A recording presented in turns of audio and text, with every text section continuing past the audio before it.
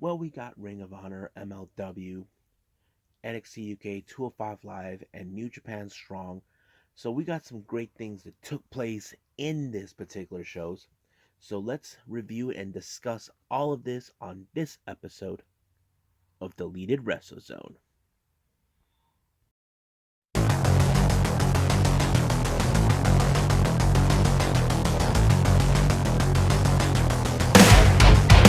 Are you ready? Get up, get up. Get up, get up. Get up, get up. Get up, get up. Get up, get up. Get up, get up.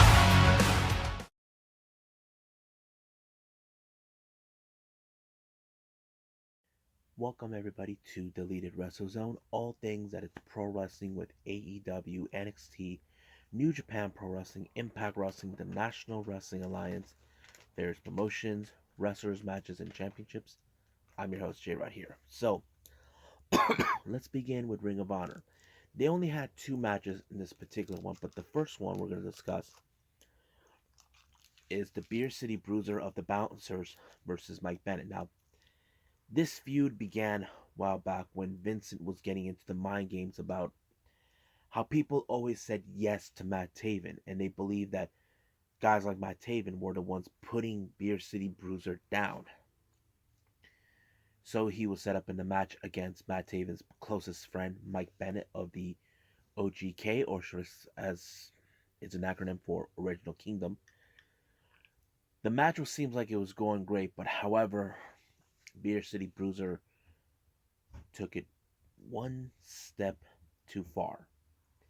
He somehow sneaked an empty glass bottle of beer in the ring, and he shattered it to use it as a shank knife. The match was called into a no contest, but however, Mike Bennett was rescued by his longtime friend and partner, Matt Taven. So this feud between Bruiser and the OGK is far, far from over. Now, the next match, it was more of a gauntlet match, but it was called the Pure Wrestling Gauntlet match. So these are wrestlers who are in the style of pure wrestling. If you guys don't know what I'm referring to, I'm talking about catch wrestling, that sort of thing. Same rules apply where you get 3 rope breaks. After that, it's over if you're pinned or submitted. Now, there were 6 competitors involved, so let's go with the first match. First match is Dante Caballero taking on Will Ferrara. I don't know who these two guys are, but I might have heard one of their names before. But it was a very good match. It kind of went close to 10 minutes, even though it was supposed to be 15. But however, somehow Will Ferrara picked up the victory. His next opponent in the gauntlet was none other than an old partner of his, who I did not know it was his partner. We're talking about world famous SB, or as we originally known him, Cheeseburger. I have to say, Cheeseburger really, or CB, really impressed me with his pure wrestling style because I never known he was into that style before, but somehow he was able to overcome it. His next opponent was Eric Martin. Now, I don't know who this guy was, but man, he really impressed me when he was able to defeat Eric Martin on this one.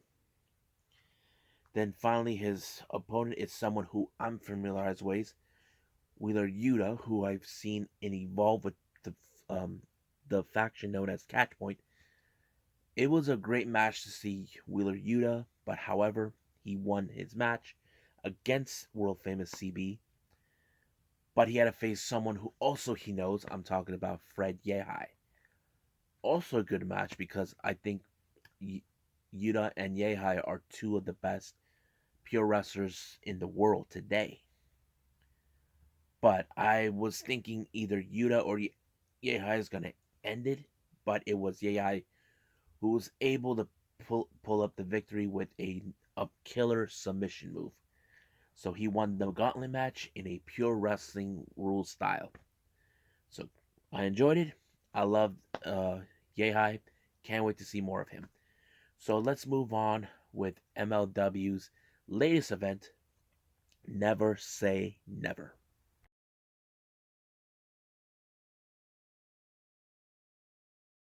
So the latest event we got from MLW, or Major League Wrestling, is Never Say Never. This is mostly about Contra versus Injustice. This feud has gone for a while, if you guys recall. At the end of what happened when the pandemic happened, Kota Brazil was hurt in the hands of Contra Unit. The remaining members of Injustice have been trying to get justice for him. So each member has a match. In the first one, we had Simon Gotch of Contra taking on Jordan Oliver. As you know, Jordan Oliver really has impressed me a lot. I know Nico used to talk about him, that he's better off without being part of Injustice, but he originally shifted to weight classes. He went from middleweight to heavyweight, which was a good thing. But man, he was able to overcome a guy like Gotch. Gotch is a submission specialist, but he got him in a cutter, aerial cutter on him, ending him perfectly. So Jordan won his match. That makes, in this one, Contra 0, Injustice 1. Now, as you know, Contra Unit has been trying to retake control of MLW, but one person is not satisfied with their interference. We're talking about Joseph Samael, who knows we don't know where he is.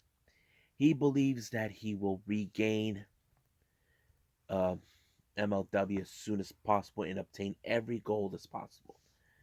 We don't know where he is or where he's hiding, but we can all guess we know he's hiding. Now, recently last year, we were supposed to have the partnership between Major League Wrestling and, of course, one of my favorite promotions out of Japan, Dragon Gate. No, it's not New Japan. If you guys must know which ones are my favorite Japanese promotions, there's New Japan as number one, Dragon Gate number two, and then, of course, DDT Pro Wrestling. What about the Yoshi Styles? Oh, that's different. Count it out for a little bit. But no, scratch that. Pro Wrestling No is number three. DDT's number four. In that order. My bad. But in case you want to know who's number five, it's All Japan Pro Wrestling. But anyway, we are expecting for Major League Wrestling and New Japan MLW to have their partnership. I'm excited for this to happen. I can't wait to see certain wrestlers who may show up in MLW. If you guys are wondering who would I like to see, I would like to see Shun Skywalker. I would like to see the Natural Vibes. You know, those guys. But we'll see what happens. Now we move on. We got Contra Unit member, the Super Iranian Soldier, the Vari taking on Myron Reed. Now, this was also another physical match. But in most of the time in this match, you see Davari trying to take off the chest protector from Myron Reed. But no matter what Davari tried to do, Myron did everything in his power to overcome it. He did a killer 450 splash to finish him off. Great match. I enjoyed it. So that makes 2-0 Injustice. Now, recently we've been hearing what's been going on. Hammerstone is asking for a match between him and Mil Muertes. As you know, they took the title because they want more gold. A stick on the ground is don't know if they're willing to accept the challenge, even though Selena pissed off the owner. But however, we'll see what that happens. Now we get into an interview with Alicia Atout. As you know, she and Richard Holiday don't have a good relationship, but however, she wasn't out to talk about that. It just turns out that Richard Holiday has to put the IWA Caribbean Heavyweight title on the line against the one person he feels that he was nothing. I'm talking about the the Intocable himself, Gino Medina. Now, Gino doesn't care what goes on between them, but the one thing he knows, he wants to obtain that title. But Richard Holiday, he'll get his attorney slash father to deal with it. But we'll see what happens down the line.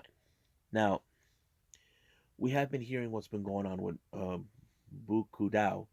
He was attacked by TJP. It's been already been notified that he will be giving up. There will be a medical update in 2 weeks, which we'll see what happens then. Now it's main event time. We got the MLW World Heavyweight Title challenger Calvin Tankman and Jacob Fatu. This match was pretty good. I enjoyed because these are two large individuals. They're very athletic for guys of their size. But however, you know how this is going to end. Contra Unit, especially Vardy, helped out to ensure he retains the title. But the real question is, who can dethrone him? That's the question that is yet to be answered.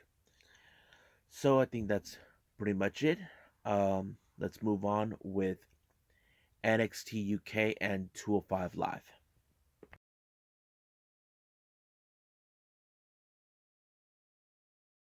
Okay, so we got WWE's NXT UK and 205 Live.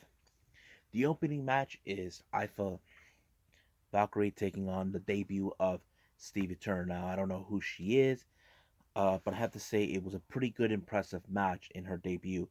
But even though I'm a fan of Valkyrie, how she wins her match, her gimmick, and that kind of sets it all for me. And of course, Valkyrie was the one who won her match.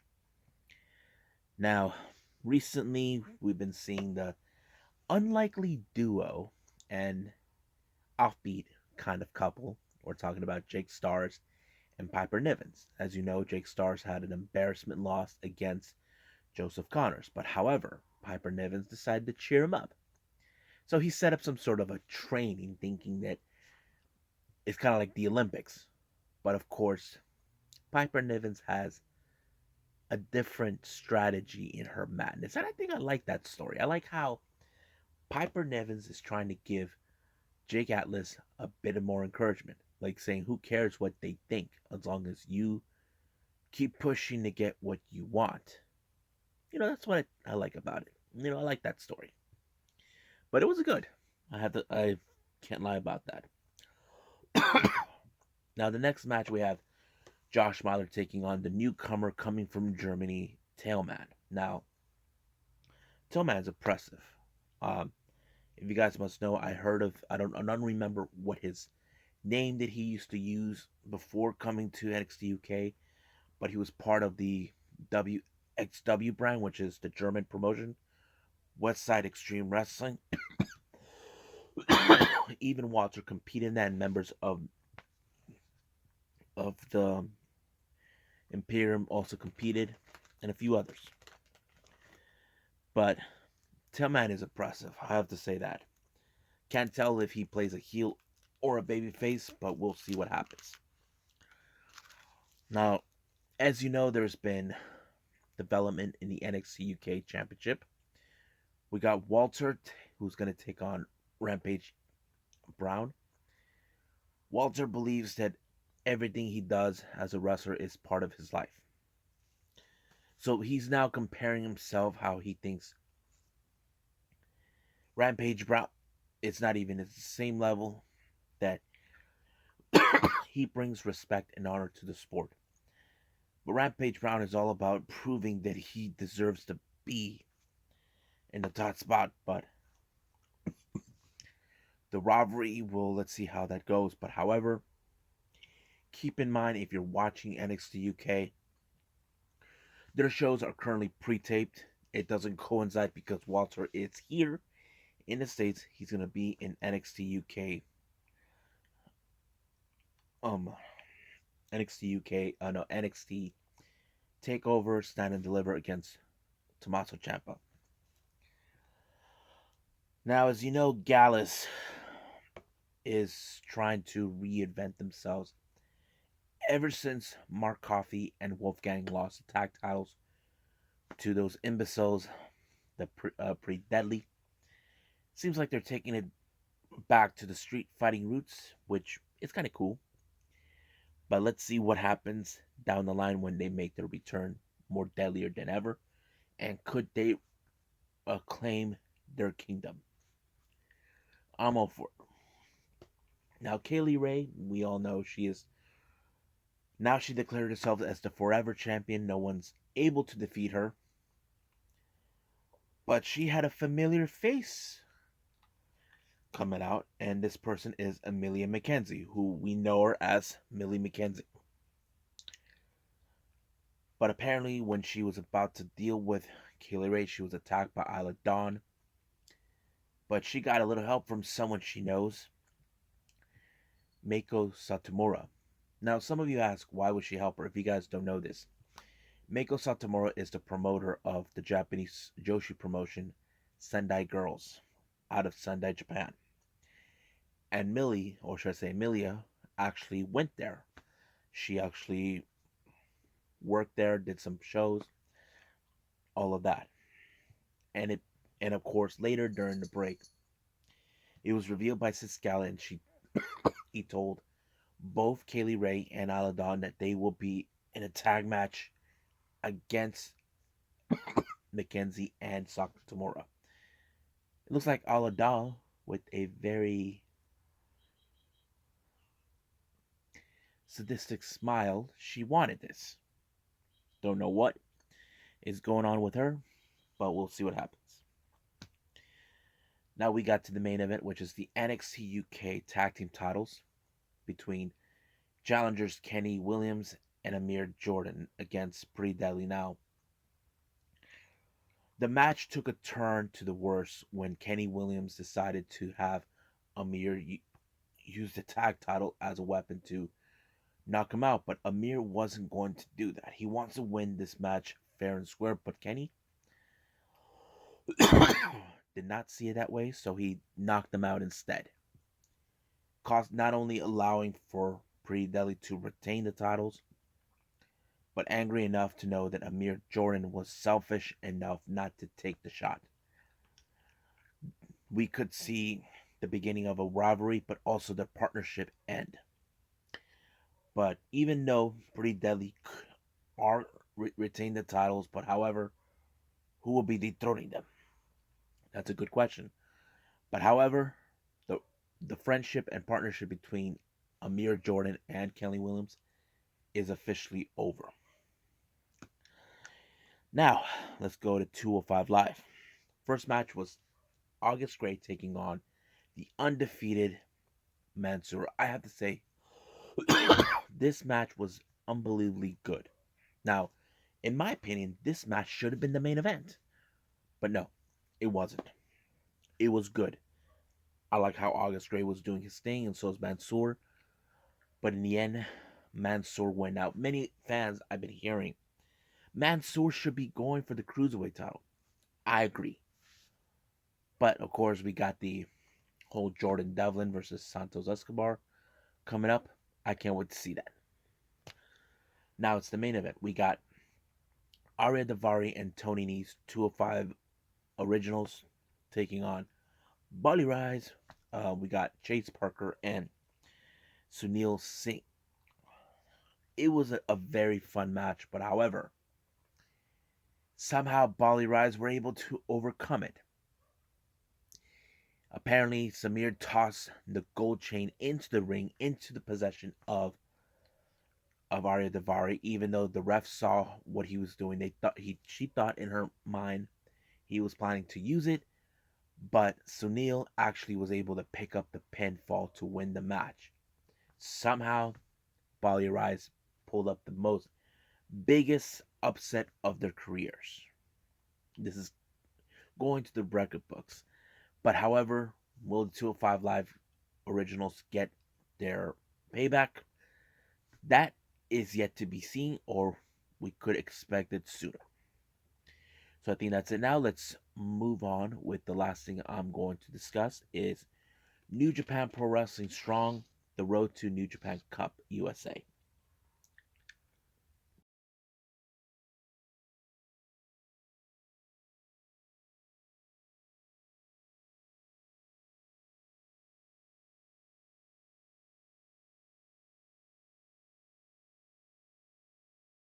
Alright, so the last thing I'm going to talk about is New Japan NJPW Strong. We're now in the road to New Japan Cup. Now, we have talked about this, been talked about this by many people about whoever wins the New Japan Cup will get another opportunity for the IWGP United States title. Well, apparently, it just turns out that they just develop instead. Instead of the winner becoming a contender, they're going to have the winner become a champion. They unveil a brand new title called the the never the strong the strong open weight championship. It's a beautiful belt. Don't get me wrong. So whoever wins the New Japan Cup USA will become the first ever champion. I'm excited. I'm okay with it. Hope you guys too. Now the opening match, we got Young Lion Kevin Knight taking on Rocky Romero. In this match, it looked more like Kevin Knight had the upper hand, but come on. Rocky's a veteran. You know he's going to win it, and that's what he does. He wins. But however, he looks like he's going back to his Black Mask roots. If you guys don't know, he was a Black Mask, one of those, the rival of Tiger Mask. I'm excited for that to see what it's going to go. So let's see what happens with Rocky down the line. Next match, we got an interesting tag match. We have Mysterioso and Jordan Clearwater taking on Young Lion Alex Coughlin and TJP. This match was very interesting and very psychology, as you know, Alex Coughlin, who has been dealing with since he returned to New Japan Strong, and now him teaming with TJP, who we all, if you guys know this or not, he was one of the decorated Young Lions back in the day. Their teamwork really helped. I was surprised. It was pretty amazing, and they won their match. Now, Kevin Kelly had an interview with the members of Team Filthy. Now, in this particular interview, if you saw Ring of Honor this past on the 19th anniversary, we saw Chris Dickinson teaming with Brody Lee. However, the main event is a 6-man tag team match where Chris Dickinson, who's a member of Team Filthy, will be facing off against Brody King, and of course the Regal Twins. So basically, there's been a lot of conflicting stories. I don't know how this is going to help, but however, this is just business. But the match was pretty good. You saw the Regal Twins were able to pull off their own on the main event, but however, I don't think Dickinson or Brody wanted to face off to each other because they are a team in Ring of Honor, but however, in New Japan, that's a different story, which is kind of unique.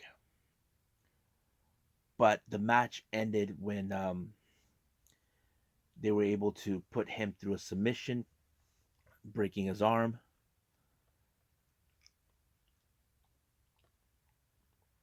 I'm like surprised at how does it say? What I say? Lawler wanted Dickinson to break Logan Regal's arm, but apparently Dickinson couldn't do that, so he had JR Kratos do that. But however, we do know for both members of Team Filthy, Tom Lawler will face Ren Narita, someone that Chris Dickinson lost, and Chris Dickinson will face his teammate in Ring of Honor, Brody Lee. So we'll see what happens in the New Japan Cup. We'll be starting those matches soon. I'm excited for that, and hope you guys do. I'll see you guys the next time in the next episode. I was supposed to do the New Japan Road to Sakura Genesis, but I'll do that in the next episode along with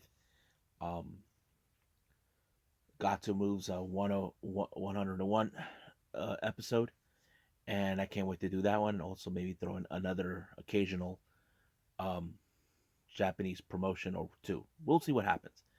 But for now, I'll see you guys the next time on the next DWZ time, same DWZ channel. So I must bid all of you adieu. So goodbye, mwah, and have a nice day.